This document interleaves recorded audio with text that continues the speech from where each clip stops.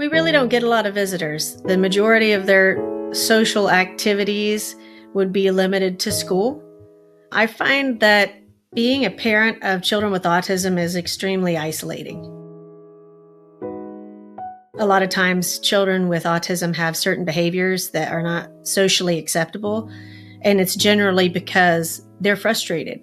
That is predominantly why I decided to create this nonprofit, so that I could create access and programming for these kids, but also for the families, for the parents, whatever the parent structure looks like, that is safe, so that when these parents who normally can't go anywhere with their children because they're afraid of things that other parents don't have to worry about, eloping for one. My younger son, he elopes, and he's fast, and he's super quiet, and it is terrifying. Eloping is essentially running away. You will just turn your back for a second and they'll be halfway down the road. And it's terrifying. Same with locks. I have to put special locks around my house. I ended up putting magnetic locks on all of the drawers because my older son started using the cabinetry to climb, walk on the countertop, get into things. They're super inventive that way. I've got a variety of locks on my door just to keep them inside, not because I'm trying to trap them, because I'm trying to keep them safe. So there's a whole other level of safety and learning that goes into protecting your children and taking them places, besides the other behavior. For example, my older son, he had something called self-injurious behavior, where he would hit his head on the floor. And I had to get special pads and things of that nature just to try and keep him safe. And going along, I just kept trying things to figure out what would work, what would help him. No one was visiting because they weren't sure what to do, or they just, I think people are scared of kids with autism, and they find it so unrelatable that it's easier for them to just stay away. So that's another element that I'm trying to change, not just for the kids, but for their parents, because it is so isolating. And the parents or caregivers of these children, their lives drastically change overnight. A lot of the friends that they had, they don't have anymore. Some of the family members, they don't have anymore, or they're not supportive. So even something as simple as going to the grocery store, all of a sudden you don't have people to watch your children. And if you are watching them at home and you don't have a spouse, now you have a real problem, because you have to try and take them to the store with you. And if one of your children has an episode, a negative behavior in the store, I know people that have had a baby and had an older child that had autism, that something set them off at the store, and then they just fall to the ground, maybe start beating their head on the floor.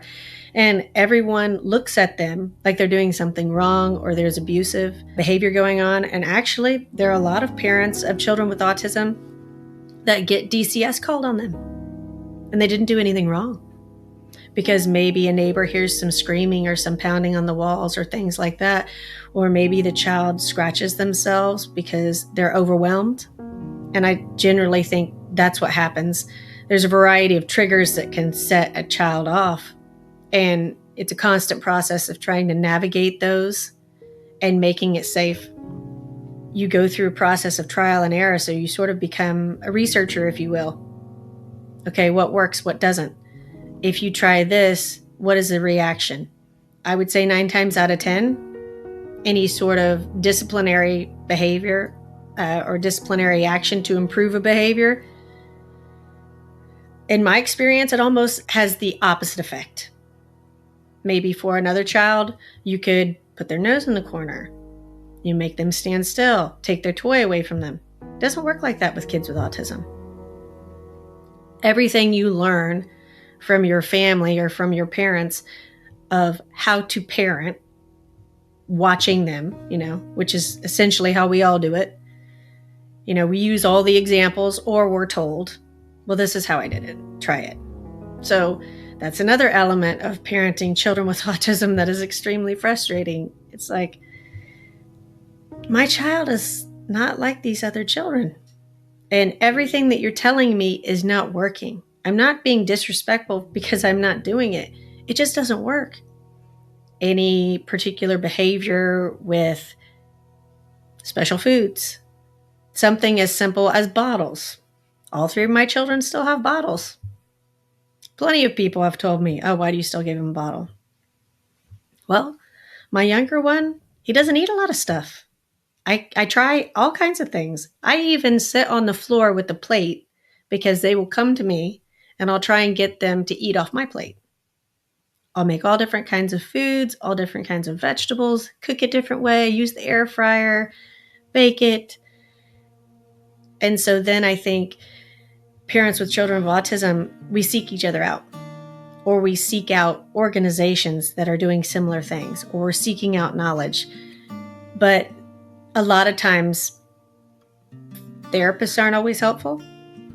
Spouses aren't always helpful. Family members aren't always helpful. I would say the primary caregiver, whoever that is everything. It's the whole universe to these kids. There's just all these different things that parents of children with autism are trying. They're exhausting themselves, trying to fit into a box that wasn't created for them in the first place. How do you fit into a box that doesn't fit you? You don't know the rules. And I think that's kind of how our kids are.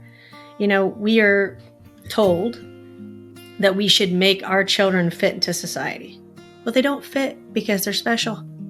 And why should we make them fit anyway? So I think part of my journey has just been, who says I can't? I've finally reached this point where, hey, you know what? I'm not going to wait at home for people to come and visit me. I'm going to throw my kids in the car and we're going to go find activities. We'll start activities. We'll create activities. We'll create our own groups. I don't need to play in your sandbox. I'll get my own. And I'm trying to teach my children to do the same thing. Hey, it's okay that you're different. We're all different at the core, but being different makes you special. Actually makes you exceptional, because the things that you've overcome in your life, they're hard things. Same with the parents. I always say this to other people. We do hard things every day. All day, every day, 365 days a year. I don't know very many people that can pull the parlor tricks that autistic parents do. It's just amazing. And I don't think I'm alone in that. I don't think it matters whether you have one child that has autism or whether all your children have autism. Once that is in your arena, everything changes. And you just have to adapt. Look, a book there. Are they there? There? Are they there? Whoa. Whoa. We did it. We did it. We did it. I believe differently than maybe a lot of other people. I think that you can teach autistic children anything. It may take more time, more dedication, but you have to show them that they can do it. Maybe you have to be a little bit more patient. I do think early intervention is best. And that is something I'm really trying to champion in these organizations. And I'm sure eventually I'll reach the state level with it. People need to listen. There need to be programs available. As far as I know, the latest statistic was 1 out of every 36 children is born with autism in this country. I can't say for worldwide, but the numbers are creeping up. So that's a problem. You've got this whole subset of society. Well, what do you expect them to do? Just stay home? Like, they're not supposed to have programming? They're not worth teaching? I don't think so. I think that we need to get ahead of the curve on this. All of these kids need to have access. That's what the American Disabilities Act was about.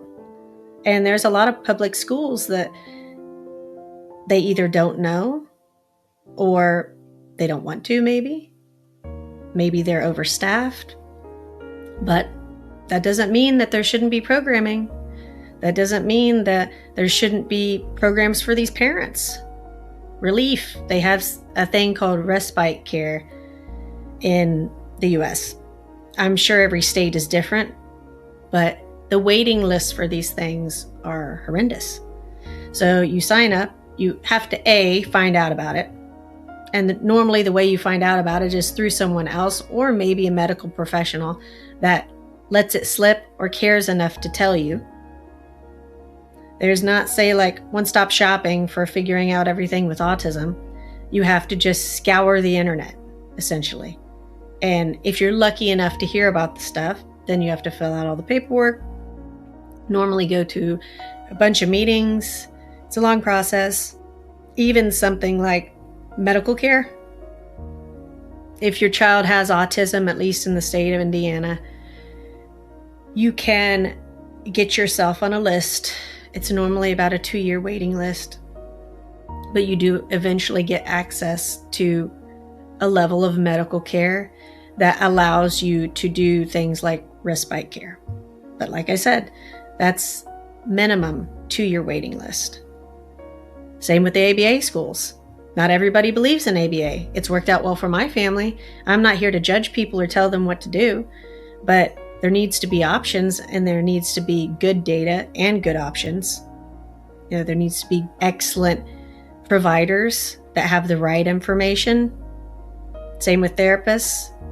So some of the parents that I've spoken to, one of them normally takes the bulk and another one stays home.